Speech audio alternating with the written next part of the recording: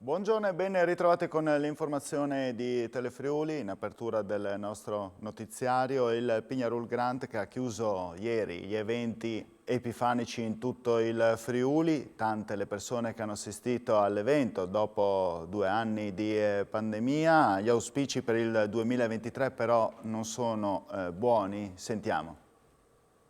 Sarà ancora un anno difficile. La sentenza arriva dal Pignarul Grant di Tarcento che chiude gli eventi epifanici. A interpretare i segnali del fumo, il vecchio venerando. È un anno difficile, però lo vedo già migliore di quello scorso, perché il fumo è andato quasi diritto. L'anno scorso è andato verso sud, e verso sud è miseria. Il ritorno della gente dopo 2 anni di pandemia non si è fatto attendere. Già anni e anni di storia. Certamente siamo molto orgogliosi, possiamo dire che dopo 2 anni che per i noti motivi non si è potuto svolgere come avremmo voluto, ovvero facevamo i Pignarui di dimensioni ridotte e senza presenza di persone, questa volta siamo ritornati in grande spolvero alla presenza di, come potete aver visto, potete vedere anche voi, di grande afflusso di pubblico. Tutti con il naso in su per scorgere i buoni auspici del 2023. Ma che cos'è che le fa più paura in questo momento? Il lavoro, la salute? Il lavoro, perché penso che in questo momento c'è una grande crisi. 2023, ma come lo vedete voi? Si spera bene. Si spera, sì, un ottimo anno, dai, sì. Dai giovani, vista dai giovani, quali sono le difficoltà maggiori? Finire la scuola, l'università, affrontare un po' le cose quotidiane, no? Che sia un grandissimo anno e che faremo tante belle cose noi giovani, penso così. Voltiamo pagina, novità positive per il sindacalista friulano Luca Visintini coinvolto nel Quartergate, del Cartalgate, scusate, di Bruxelles. Sentiamo. Si alleggerisce la posizione del friulano Luca Visentini coinvolto nello scandalo Qatargate a Bruxelles.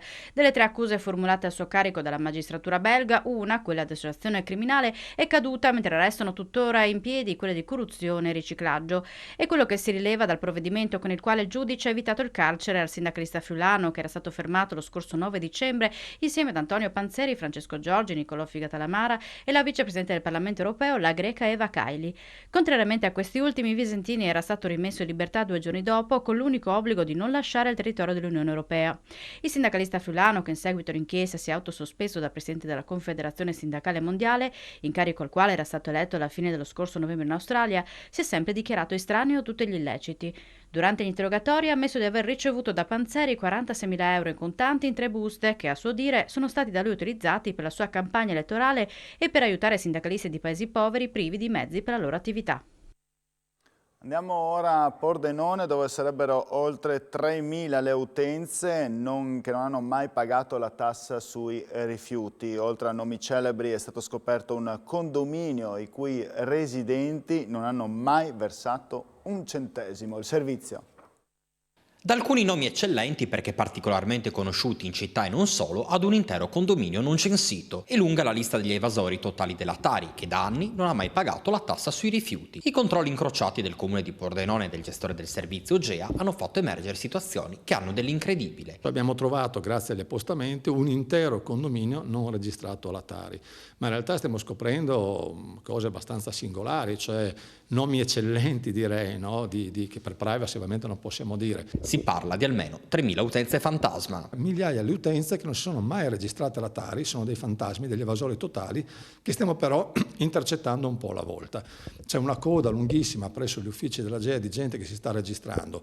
Non è un atto vessatorio, ma al contrario un atto di equità, cioè stiamo scoprendo persone che per anni non hanno mai pagato il tributo locale sui rifiuti e conseguentemente tutti i costi legati alla raccolta e allo smaltimento erano in carico ai pordenonesi che pagavano. Adesso un po' alla volta, non potendo ritirare i bidoncini e non potendo ovviamente mettere altrove i rifiuti, li buttano per terra. Stanno fioccando le multe, ma stanno anche arrivando alla spicciolata, ma direi in maniera anche abbastanza corposa, tutti i cittadini che sanno che devono pagare 5 anni di tributi arretrati. Restiamo a Pordenone perché per celebrare la giornata del tricolore, proprio oggi pomeriggio a Pordenone, nel capoluogo della destra del tagliamento, verrà srotolata una grande bandiera dal municipio a piazza 20 settembre. Servizio. Una bandiera d'Italia lunga 85 metri sfilerà sabato a Pordenone dalla loggia del municipio fino a piazza 20 settembre attraverso tutto corso Vittorio Emanuele. La città sul Noncello celebrerà così il 7 gennaio, giornata del tricolore, una manifestazione organizzata dal comune con l'Associazione Nazionale Bersaglieri. Abbiamo pensato di arrivare a questo festeggiamento e abbiamo avuto anche l'appoggio del mondo scolastico e dunque abbiamo chiuso quel ciclo che fa parte della famiglia, va sulla scuola e conclude con lo sport. Protagonisti anche i ragazzi delle scuole che sono stati coinvolti nell'iniziativa. Noi abbiamo chiesto l'aiuto degli studenti proprio per portare questo bandierone enorme di 80 metri, li abbiamo invitati a partecipare con i genitori, per cui gli abbiamo detto che li aspettiamo e che soprattutto abbiamo bisogno di loro. Abbiamo proposto nel 2020 al sindaco di commemorare questo momento con un lungo bandierone. È stato un successo, quest'anno ripartiamo, regaleremo alle scuole un volumetto che racconta la storia del tricolore, dietro il tricolore ci sta il sacrificio di un popolo. Tutto pronto, allora parliamo adesso di sport, esattamente di calcio dilettanti, tutto pronto a Tamai dove dalle 15 verrà assegnata la 31esima edizione della Coppa Italia di eccellenza regionale. A contendersela saranno il Brian, il Lignano e il Chions in una gara che sarà aperta dal minuto di raccoglimento che la FIGC ha disposto per tutto il weekend nel ricordo di Gianluca Vialli scomparso ieri. Per entrambe le formazioni sarà rincorsa al secondo successo, il Brian Lignano si presenta all'appuntamento da detentore del titolo, il Chions ha messo in bacheca il suo unico trofeo nella stagione 2013-2014. Telefriuli seguirà la gara in diretta a partire dalle 14:45 con telecronaca, interviste ai protagonisti e con replica alle ore 23.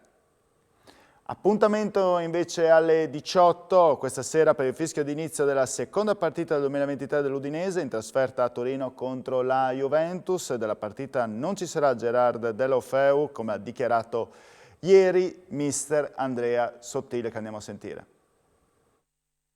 Abbiamo lavorato molto sul recupero e sui concetti, però è chiaro che questa partita è una partita che si carica da sola. Quando vai a giocare a Torino contro la Juventus, domani sono sicuro che i ragazzi tutti quanti saranno al top. Ma Gerard Deulofeu sta facendo, come ti ho detto l'altra volta, sta facendo l'ultimo step per poi entrare definitivamente ad allenarsi con la squadra e quindi non è sicuramente della partita. Non penso che nessun calciatore va a calciare non con cattiveria, non con decisione. Queste secondo me sono cose che non reggono. Quando mi sento dire bisogna essere più cattivi, però io non penso che un calciatore in questo livello vada a calciare così tanto per calciare.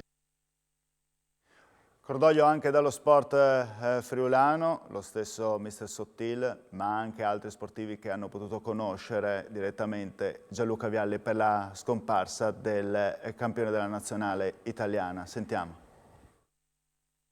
Lui per me ha rappresentato un fedele compagno di squadra in nazionale e un leale avversario nelle varie squadre di club dove ci siamo affrontati.